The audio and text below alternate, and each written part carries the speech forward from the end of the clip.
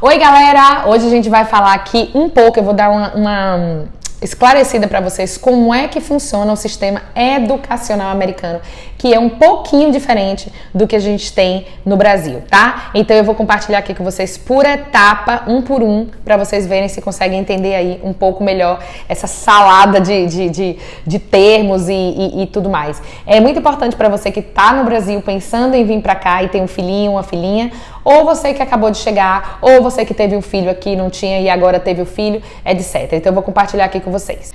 O primeiro é o preschool, que é como se fosse como é que eu posso dizer isso pra vocês? É como se fosse a educação infantil no Brasil, tá? Vai mais ou menos de 3 a 5 anos, mas na realidade você pode colocar, as americanas colocam o bebê, eu sei que não é comum pra gente que tá brasileiro fazer isso, mas tem americanas que botam o bebê com 7 semanas ou até menos no daycare, porque elas têm o filho e já querem logo voltar a trabalhar. Então, fala que é de 3 a 5 anos, mas na verdade você pode colocar seu bebezinho, tem a área lá de bebezinho para receber os bebezinhos. Eu não sei como funciona isso muito bem no Brasil. O meu filho, ele começou a ir pro daycare quando ele tinha 7 meses, porque eu queria voltar a trabalhar, eu precisava voltar a trabalhar. E 7 meses foi a idade que ele começou aqui na Flórida. A primeira vez que ele foi para uma escolinha, para um daycare, foi aqui na Flórida. No começo eu não me sentia muito confortável de levar ele para uma escolinha tão cedo. Eu arrumei uma cuidadora por algumas semanas que eu levava na casa. Depois, quando eu me senti mais tranquila, eu passei ele para a escolinha.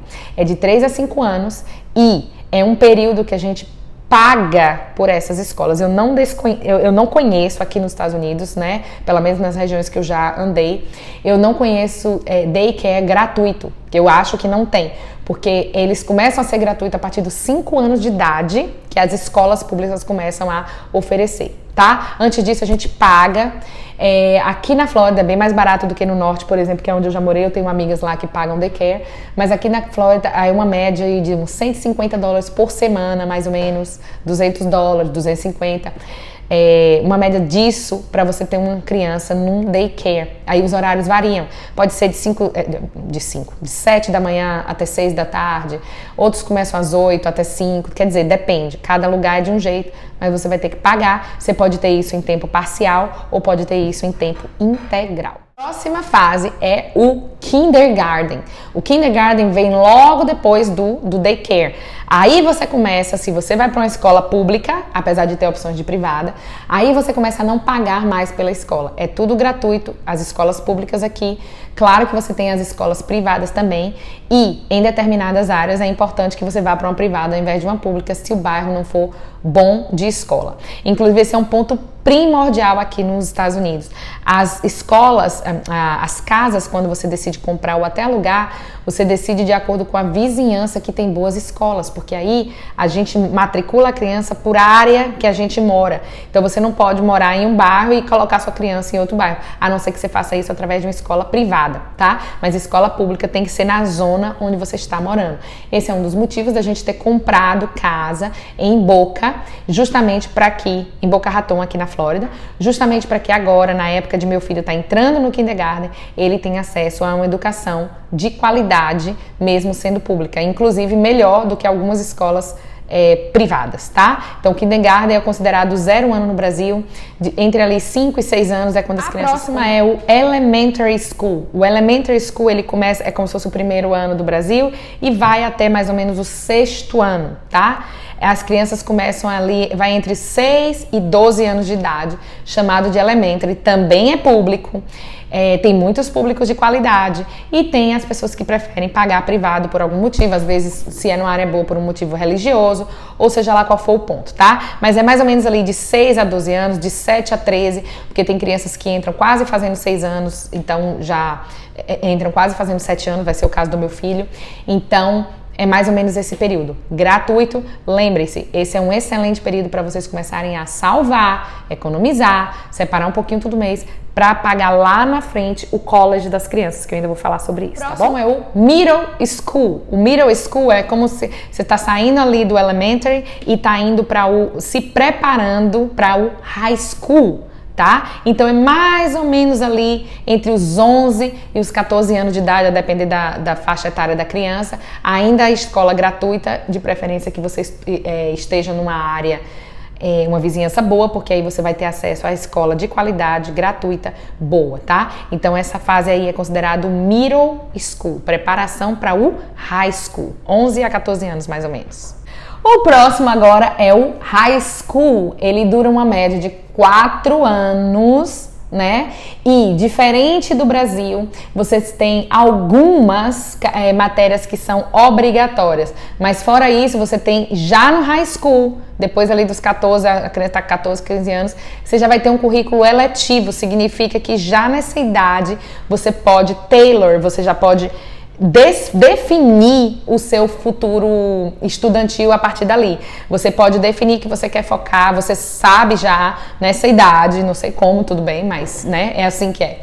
Nessa idade você já sabe que você quer fazer biologia, então você já começa a pegar matérias eletivas ali, para já te colocar na direção daquilo que você quer no futuro, né? Isso no Brasil ocorre lá na universidade. Eu lembro que na época que eu fazia universidade no Brasil, eu tinha que decidir, naquele período, matérias eletivas. E mesmo assim era difícil, porque você ainda está muito novo. Mas aqui isso começa a ir lá para os seus 15 anos de idade. Se você quiser, você já começa a tailor o seu currículo estudantil de acordo com aquilo que você quer ser no futuro. Veja como os americanos têm o foco já direcionado para aquilo que eles querem lá na frente.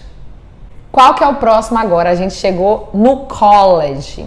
College é algo que... Lembra que eu falei lá atrás que vocês devem salvar dinheirinho para quando chegar no college, colocar a criança para estudar? Por quê? Porque geralmente os bons colleges, ao contrário do ensino público nesses anos todos aí que eu expliquei para vocês, os bons colleges, eles são pagos. Tem os públicos? Tem. Tem aqueles que você consegue um financial aid, ajuda do governo? Tem. Mas os bons mesmo, aquele que todo mundo aim for, todo mundo quer, são os privates. Então, é aí que, se você não juntou o dinheiro para o seu filhinho lá no começo, agora é a hora que você vai ter que desembolsar, ou uma coisa que eu considero pior, e principalmente tendo uma licença em finanças como eu tenho, tendo uma licença em planejamento financeiro como eu tenho, é ver que nessa fase é onde as pessoas vão chegar e dizer: ai meu Deus, eu não guardei dinheiro nenhum. E agora, o que eu vou fazer? Vou pegar empréstimo do governo. Aí você vai pegar um empréstimo para aquela criança, aquele adolescente, né? No caso agora 18 anos, não sei, começar a estudar. E quando você vai pegar esse empréstimo, adivinha quem vai se formar já com a dívida para pagar? O seu filho. Então, gente, isso é um assunto muito sério, um assunto que é importante bater na tecla, que pouca gente se atenta. Eu entendo. Vocês estão aí lutando, batalhando, correndo atrás de sustentar os filhos, correndo atrás da vida. Mas, por mais que vocês façam isso, não se esqueçam de salvar alguma coisa religiosamente todos os meses para o futuro do seu filho, porque quando você chega no college, tá aí a hora de pagar. E as universidades, mesmo pagando, são bem disputadas, o que significa que além do dinheiro, você vai ter que ter um adolescente que foi bem qualificado no decorrer desses anos aí, para ele conseguir entrar nas melhores universidades. Não é só o dinheiro, é também a capacidade daquele adolescente, daquele quase adulto, para conseguir, né, ter as melhores notas, para ter um GPA bom, uma nota boa para poder entrar na universidade. Então, inclusive, para esse assunto de planejamento financeiro, eu tenho licença para isso. Se vocês quiserem falar com mais detalhes sobre isso, é só entrar em contato comigo. Mas já peguem a dica aí do que é o college. Bom, gente, é isso no vídeo de hoje. Eu sempre tento ser o mais curto e mais claro possível, mas eu sempre acabo falando e acrescentando, porque são muitas coisas assim para relatar para vocês. Eu espero que vocês tenham gostado. Como sempre, eu tô vindo aqui detalhando assuntos que geram discussão, assuntos que geram comentários, que a gente tem algo para discutir lá no Instagram, e eu sinto que é uma mídia que a gente não consegue fazer muito. Eu não posso ficar horas e horas e horas em vídeos de 15 segundos nos stories, então eu trago esses assuntos para cá e detalho isso de uma maneira mais legal aqui para vocês. Espero que vocês tenham gostado. Deixem um comentário aqui de vocês para eu saber se esse conteúdo está ajudando e para eu ter também inspiração para novos conteúdos. Eu adoro sugestões. Por favor, coloquem as sugestões aqui nos comentários que eu vou amar, tá bom? Um beijo e até o próximo vídeo.